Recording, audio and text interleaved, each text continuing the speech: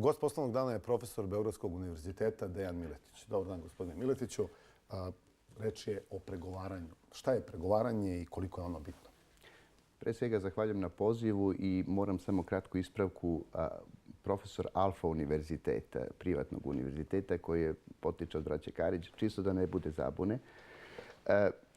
Zahvaljujem pre svega na pozivu i vašem dobrom osjećaju društvene odgovornosti koje ova televizija gaji, odnosno podršci jednom ovako interesantnom događaju kao što je promocija uspeha naše akademske zajednice, odnosno uspeha srpskog obrazovnog sistema na neki način. Ući u vrh 12 univerziteta koji edukuju o pregovaranju, zajedno sa Harvardom, sa Georgetown univerzitetom, sa univerzitetima iz Indije, iz Belorusije, iz Nemačke i tako dalje, iz Italije. Znači, mislim da je to svojevrstan uspeh i Srbije, tako bih ja to rekao. A šta je pregovaranje i koliko je važno pregovaranje? Pregovaranje je jedan od veoma interesantnih elemenata i trendova obrazovanja u savremenom svetu. Zašto? Da biste bili uspešni menadžer, s jedne strane potrebno je da posjedujete jedno fino teorijsko obrazovanje iz ekonomije pre svega, ali to ni približno nije dovoljno. Potrebno je da budete opremljeni setom određenih veština, od kojih je i pregovaranje jedna koja će vam omogućiti da uspešno to teorijsko znanje implementirate u svakodnevnu praksu poslovanja. U tom smislu pregovaranje nije ništa drugo do veština sporazumevanja i to kroz sistem komunikacije.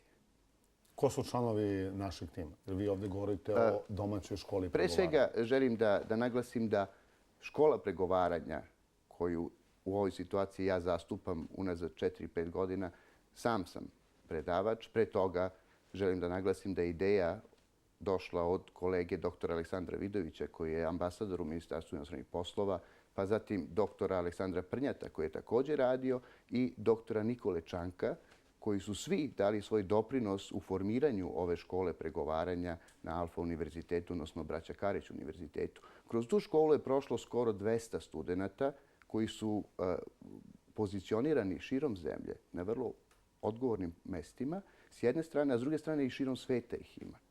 Jedna od zanimljivosti je da i u Nemačkoj na ovom univerzitetu Leipziškom, koji je postgraduate management college, postoji naš student koji na neki način, evo sad, nadam se da oni to neće saznati, ali mi imamo insajdera koji na neki način nas i opskrbljuje informacijama šta se tamo dešava i kako najbolje da se spremimo za predstojeći događaj. Tako da jedna tradicija je uvek potrebna i ta tradicija je omogućila i našim studentima da se nađu u tom timu 12 najboljih pregovaračkih timova koji će se boriti za prvo mesto u svetu. Odnosno, ovo je jedinstveno takmičenje. A kada će gdje biti održano to takmičenje? To takmičenje je sada početkom marta, od 11. do 14. marta, u Leipzigu, u Nemačkoj, u saradnji Leipziškog postgraduate fakulteta i Harvard fakulteta iz Sjedinjenih Američkih Država. Znači, najjače institucije svetske stoje iza toga i mislim, čast je i veliko zadovoljstvo biti deo jednog takvog događaja. Da li tu postoje neke discipline, teme ili nešto slično na osnovu čega se ekipe takmiče, odnosno u čemu se nadmeću? Pre svega, hoću da, to ste me pitali, a ja sam ispustio u odgovoru, ali vratit ću se na to. Takmičenje se sastoji iz scenarija koji se daju takmičarima i koji oni u jednom obračunu, ajde tako da kažem, odnosno u jednom pregovaračkom procesu sa suprotnim timom, pokušavaju da ostvare što povoljniji dogovor prema materijalima, odnosno scenariju koji im je dat. I vrlo egzaktno se određuje ko je bio uspešniji tim, koji je tim bio uspešniji, a pošto je Harvard poznat po svojoj win-win, odnosno metodologiji pregovaranja u kojoj obe strane dobijaju, znači ide se na dugoročnu saradnju koja će u procesu graditi kredibilitet između subjekata pregovaranja, odnosno poslovnih partnera i koje će, kako vreme prolazi, sve više im omogućavati da beleže bolje poslovne uspehe. To je jedna poznata metodologija u pregovaranju i čini mi se da naš tim koji je sastavljen od 3 člana, lider tima je Tijan Arnautović, Znači, imamo u timu su još Miloš Milošević i Marko Bogićević. Tijana Arnautović je jedna dama, izuzetno sposobna, menadžer, uspešan, PR menadžer firme. Ja sad ogrešit ću se, ne znam tačno kako je se zove firma, ali znam da je vrlo uspešna i sa draguljima posluje. Ona je sad u ovom periodu u Americi, tako da je očekujemo ovih dana gdje ćemo dodatno... A da li se domaća škola pregovaranja o kojoj vi govorite, da li se razlikuje od recimo nekih evropskih?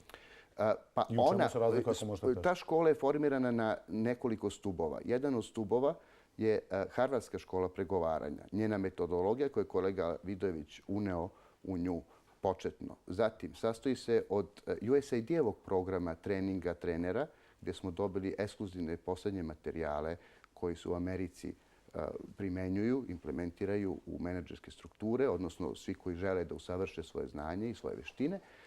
I treće je što smo mi to sve prilagodili u jedan srpski stil saradnje, odnosno rada i edukacije koji se sastoji od interaktivnog rada gdje se radi sistem vežbi i sistem nekih teorijskih predavanja. Tako da mislim da ni malo slučajno i ni malo nije naivno to što sve mi radimo i ni malo slučajno, kao što sam počeo da pričam, nije da su baš nas odabrali.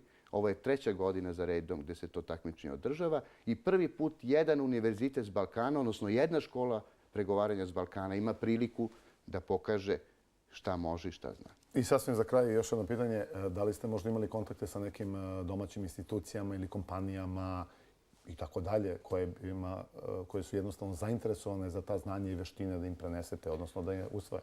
Pitanje je odlično. Ovaj kraj bih ja malo izmenio. Da li smo kontaktirali kompanije i institucije kojima bi prezentovali ovaj uspeh i da li smo dobili podršku? Odgovor je da. Znači, mi smo obavestili sva nadležna ministarstva i mnoge uspešne kompanije. Za sada imamo moralnu podršku, ali i to je dovoljno.